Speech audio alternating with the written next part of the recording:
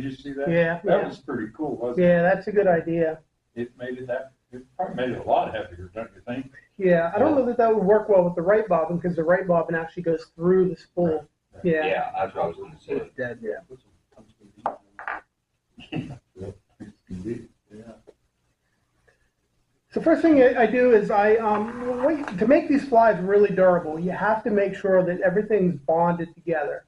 So you have your hook shank, and you're going to use a GSP thread. This is a 140 denier GSP.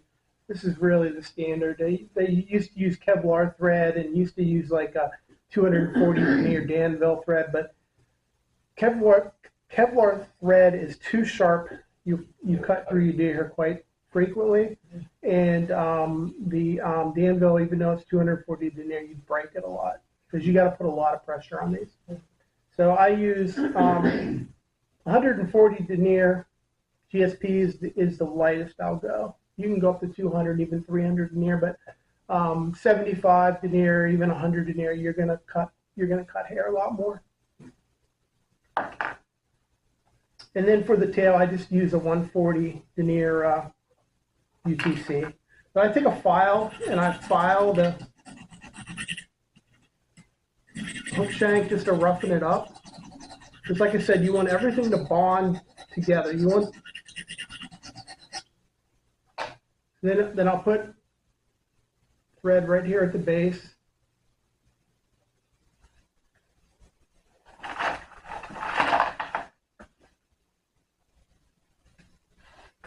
And then I'll use some super glue, and I just, like I said, just glue that down. And that bonds the thread to the hook shank.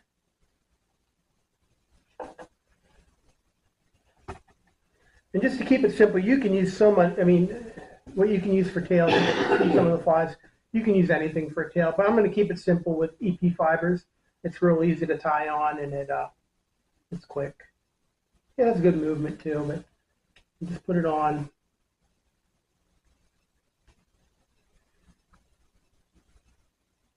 And another thing the tail does is when you're packing the hair, you need to have something to stop the hair from packing. So otherwise, when you pack it, you're going to slide it down the back of the hook. So this provides a little bit of a bump, and that gives it a stopping point for the hair. You can cut that, and then you can spread it apart, and if you want, you can make like 2 different legs. You don't have to, but I'm just going to.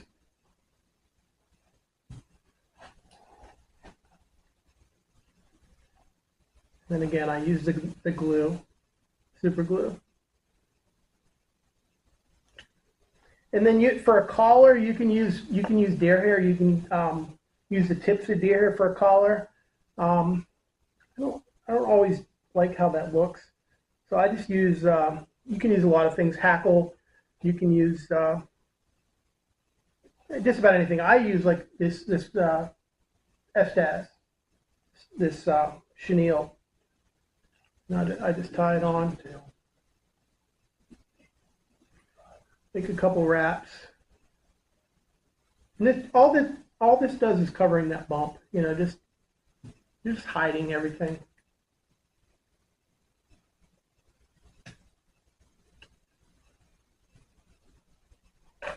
Again, we'll just do a couple half hitches, and then we'll hit it with the glue again.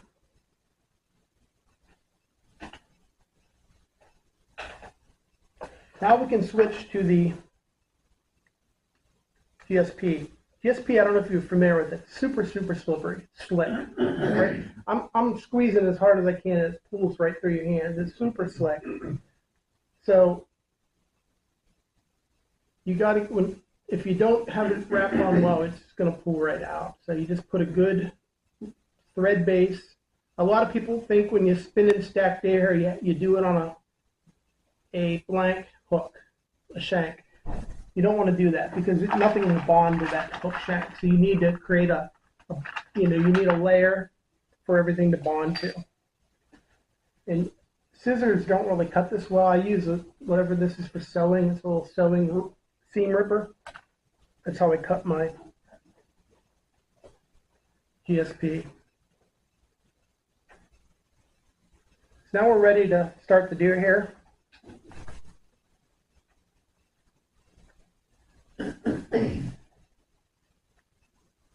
We'll start with the yellow. We're going to do a bottom. We're going to base essentially this fly. So it's got a belly of yellow with orange, green, and black. Orange, green, and black on top? On top, yeah. Okay. So the key to getting a good, dense bug is use way more hair than you think you need. So, you know, they say they go by pencils. Like when you compress deer hair, is it the diameter of a number 2 pencil? That's a lot of times that's how they judge it. So I'm going to try for 2, maybe even 3 pencil size when I do this. You're going to get a real thick piece. And then you get a comb, and you got to comb out that under fur. You could leave it in, but the problem is that absorbs water, so you're not gonna float very well with it in there. And since we're not going to use these tips for a collar, and the tips really have no flotation property at all, we're just going to cut them off. Cut them. So you got a piece maybe about 1.5 inches. And then you come in, and you put your deer hair at like a 45-degree angle to the hook shank. You're going to take 2 loose wraps, and then you're going to pull to flare it a little bit, and then you're going to walk it underneath, and then you're going to pull down and flare it. And that brings everything to the underside. And then you put a little bit of glue there. Like I said, we're going to glue every step of the way. That way everything will bond together. Oh, the glue? Okay. I didn't see the glue coming. Yeah. For stacking, you know. Yep. Everything's glued. So then we're going to get orange. Again, we're going to get a fairly large amount of orange. A lot of people say I can't get my bugs to be dense. Well, you're just not using enough deer hair.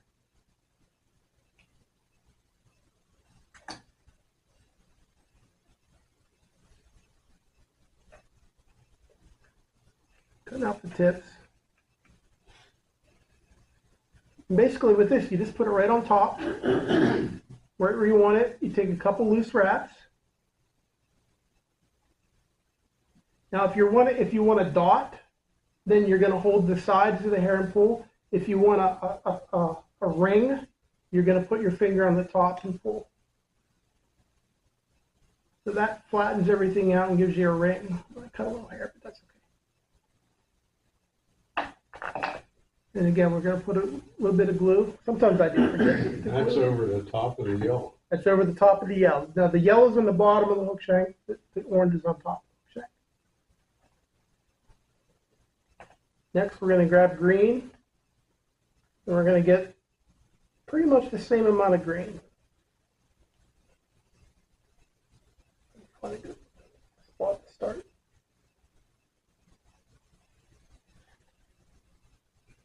Keep the tie these for you. No, thank God. But I had Warren over to my house the other night giving me guidance on how to tie. I'm telling you, that ginger quill that's on that silver, it's just the meanest thing I've ever seen. Like I said, it's the hardest pattern to tie of all 3 levels. It is. You wouldn't think. Again, so you flatten that down. You always come in from the eye of the hook and down, and then you switch it over to the left. And then right on top of the orange, and we just do the same thing. You're just gonna couple loose wraps. And since we're going to do a ring, we hold it on the top and pull. And one thing you got to be cognizant of is eventually we're going to see that you're going to get some drift, like the orange is going to go down in with the yellow. In order to counter that is just get yourself a bodkin and you just pull that. You just pull it back. Just manipulate it right where you want it. Now we got good separation again. I got it. Yeah, I gotta go see. And finally, we're gonna do black. Now we're gonna do black. Blacks is gonna be dots. So we want a smaller dot and work our way up to a bigger dot because that's how we're gonna. So you don't have to use nearly, maybe a pencil of deer hair for the black dot.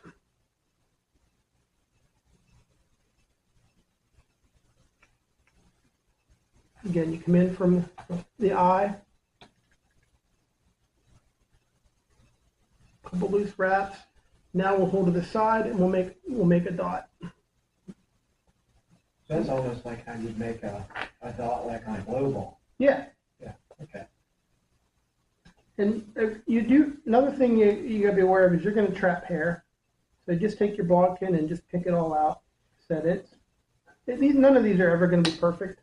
The guys who make these and they're perfect, they take a long time to make them because they glue everything in place and they wait for that glue to dry before they go to a next step. So once we got that, we're going to separate it. We're going to pull back. We're going to bring our thread to the front.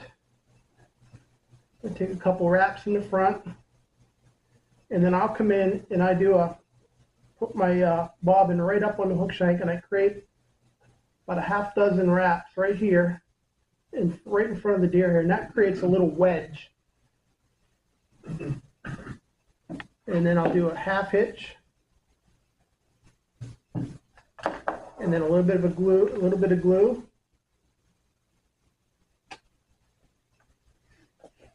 and then you take your packer, and then you just pack it back. The first one, you're not going to get a lot of packing it. Pack it back. Then you bring your thread forward, and essentially it's just repeat. It's going to repeat the same process again.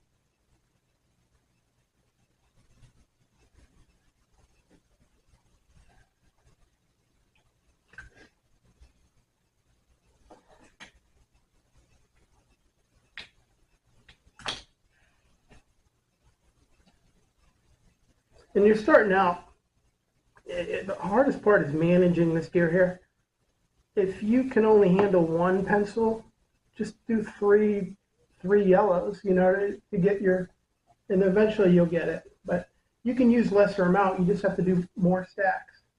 Again, 45-degree angle, couple loose wraps, squeeze to start to flare, and then just spin it, and it'll spin right around to the bottom.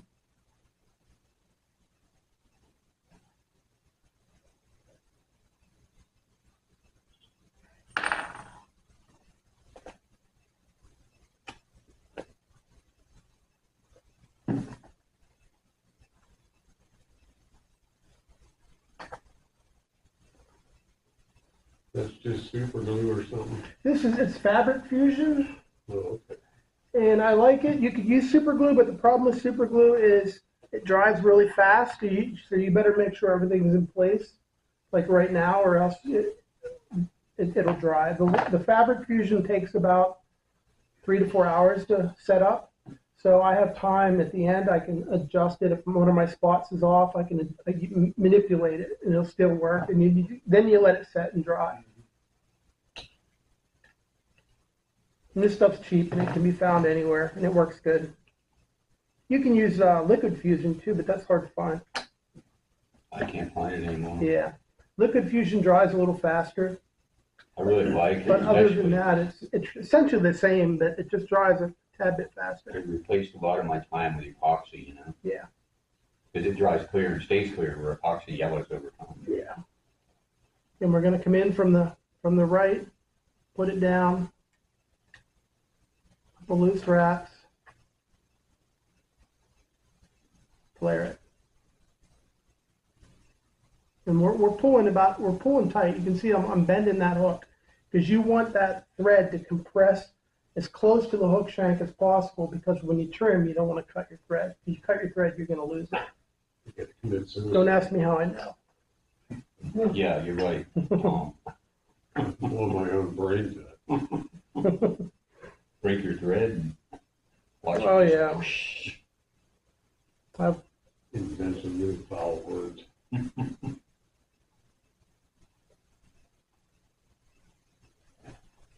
Now I know what happened to that green deer that was running around up on Yeah. the tennis extension right? about a year ago. Around St. Patrick's Day. And I thought it was me.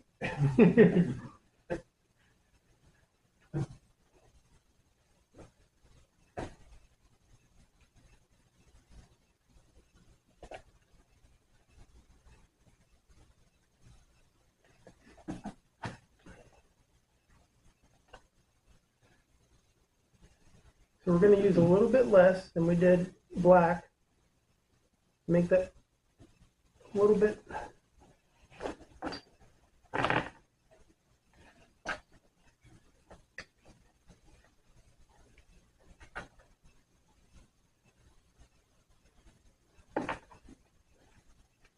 I'm just not sure that she thinks she might really try to see what she's doing. Here we're going to make the dot. And then we'll check it. Looks pretty good.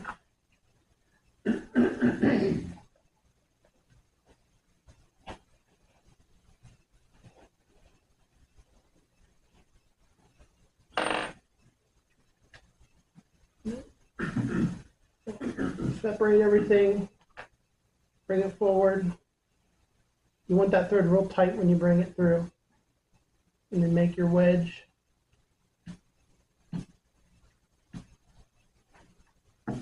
Half hitch.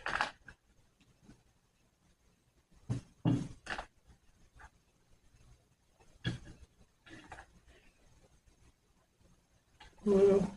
Now is where you can really pack it back, and you'll see you'll gain quite a bit of hook shank by packing it in. And that's another trick to getting it dense. You want to pack it as tight as you possibly can.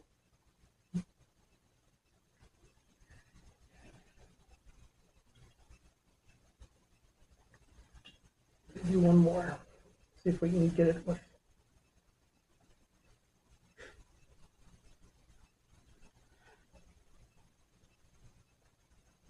So this is really like more about stacking your hair versus. Yeah, this is stacking deer hair. Spinning deer hair is good for things like mother minnows, and Yeah. where you don't need a lot of density, because you're not going to get a dense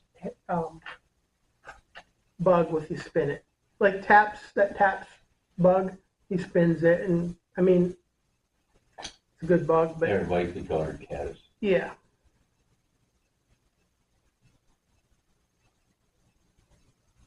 The only time I ever spin is, say that I wanted a yellow ring all around it, I would spin a layer of yellow in Oh, between okay. the stacks. Yeah, that's something that you. Yeah. So there is a difference between stacking and spinning. Oh, yeah. Well, remember when Dave Whitlock, you saw him up at Titusville? I mean, he was mostly stacking. I think I have that VCR tape, Yeah, do you? I I don't think, know where mine's at. but I was gonna see if Dave could convert it to a DVD form, because that's like a collector's item. Dave Whitlock came in at Titusville. Yeah. And Tony was able to set up a tripod and film and time and stuff, and that was pretty cool. You know, there's a really, I just thinking, that's what we saw him do the Zappa-gapping. Oh, yeah. Yeah, that was pretty cool. Yep. I remember I think you were holding the one into the line, he was like running a tissue over it, Mhm. break them. Yep, Just he showing did how- he did the Whitlock splice. Yeah. Yeah. Dave said he can convert that, by the way, Oh, Dave, to be, oh, okay. so that's where Brent and Jess are staying. Oh, they're staying at Dave's now? Oh, yeah? Yeah, they've stayed there since the fire. Oh, okay. And they have a place coming up in early November they're gonna rent. Just almost right across from the fly shop. So, insurance and everything. He's paid off. I know, like, with He's- Gary's place, yeah. Yeah, they came in and paid Brent everything, and he's already had Claytex come out and clean it out. I think the concrete and everything's gone. They're ready to set Superior wall.